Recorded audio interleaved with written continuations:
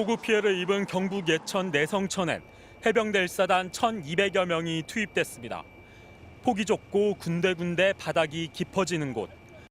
최수근 상병과 함께 있던 한 해병대원은 물이 가슴 높이까지 차오를 수 있다는 현장의 경고가 이미 있었다고 했습니다. 지휘관들이 물이 가슴까지 차오른다고까지 했대요. 지휘관들이 입본부에다 보고를 했대요. 이렇게 올라옵니다. 영상통화로 보고까지 했지만 돌아온 답은 그냥 수색해였다고 합니다. 구명조끼는 물론 없었고 해병대원들의 손엔 삽과 끌개만이 주어졌습니다. 우리 아들 말로는 영상통화까지 했는데도 불구하고 그냥 수색해라고 했대요. 그러면 얘네들이 뭘 하겠어요. 지휘관들이 보고를 받았으니까 해야지. 모두가 알고는 있었던 위험. 수색 작업을 떠나며 살아 돌아올게요라고 했던 해병대 아들은 최수근 상병의 실종 소식이 전해진 뒤 놀란 어머니에게 이런 문자를 남겼습니다. 그게 나였을 수도 있었다. 어머니는 도저히 납득할 수 없다며 해병대가 최소한의 안전조치도 없이 대원들을 사지로 내몰았다고 분노했습니다. 진짜 말도 못할 정도로 울었어요. 밤새 울었는데도 아유, 난 밤새 울면 눈물이 안 나오겠지 했는데 목요일날 뉴스 보니까 또 나오더라고, 또 나와. 살았을 때 구명조끼는 입지 못하고 죽고 나서 태극기를 덮으면 뭐하냐는 해병대 가족의 호소. 누가 무리한 수색을 강행하도록 했는지, 현장의 판단은 왜 무시됐는지 철저한 수사가 과제로 남았습니다. MBC 뉴스 이덕영입니다. 해병대와 함께 실종자 수색에 나섰던 119 소방대원들. 헬멧과 구명조끼는 물론 서로를 연결한 안전 로프도 보입니다. 구조 훈련을 받은 소방대원들조차 발을 딛기 힘들 정도로 세찬 물길. 해병대에는 그 어떤 보호 장비도 없었습니다.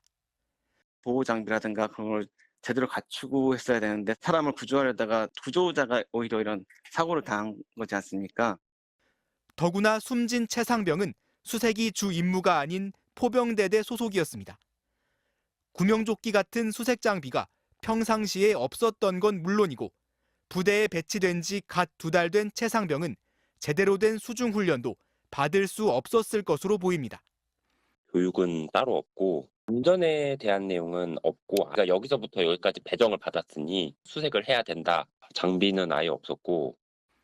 소방청의 순환사고 대응 매뉴얼은 현장 투입 전 반드시 수심과 유속, 바닥 지형 같은 위험성을 먼저 파악하고 개인 보호 장비 착용도 철저히 해야 한다고 규정하고 있습니다.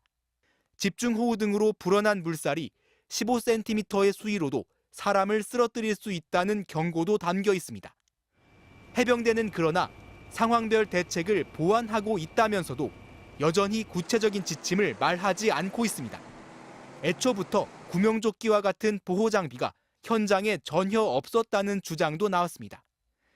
대원들의 옷에 적힌 해병 글씨가 잘 보이도록 구명조끼 착용을 막았다는 의혹까지 나온 가운데 해병대는 제기된 의혹을 모두 조사하고 있다고 설명했습니다.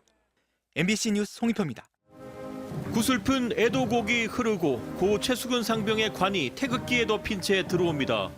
유가족들은 오열했고 동료 해병대원들도 눈시울이 붉어집니다. 이어 고인의 생전 모습과 희생 정신을 떠올리는 조사와 추도사가 울려 퍼지자 연결식장은 눈물 바다가 됐습니다. 복귀하고 다음 외출 때 어디에 가서 뭘 하나 놀지 난 생각하고 있었는데 너와 다시 함께하지 못한다니 현실을 믿기 힘들어. 아들의 작은 흔적이라도 느껴보려는 듯 어머니는 외아들의 해병대 입대 동기를 끌어안고 하염없는 눈물을 흘렸습니다. 실종자 수색 중에 급류에 휩쓸려 숨지는 이 같은 비극이 재발하지 않도록 유족들은 철저한 원인 규명과 대책 마련을 호소했습니다. 안전한 임무 수행 환경과 장비들을 갖추는 등 강고한 대책을 마련해서 역시 해병대는 다르다는 걸 국민들이 체감할 수 있게 해 주실 것을 다시 한번 간절하게 부탁드립니다. 지휘관은 사고의 책임을 통감한다며 해병이 있는 모든 현장이 더 안전한 곳이 될 수 있도록 만들겠다고 다짐했습니다. 해병대 모든 지휘관이 임무 수행 전, 중, 후 개인과 부대 안전을 철저히 점검하고 또 점검하겠습니다. 20살의 짧은 인생을 살다가 떠나는 고인에게 해병대 전우들은 절도 있는 거수 경례를 바치며 마지막 길을 배웅했습니다.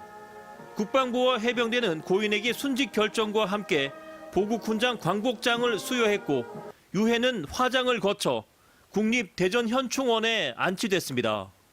MBC 뉴스 이규설입니다.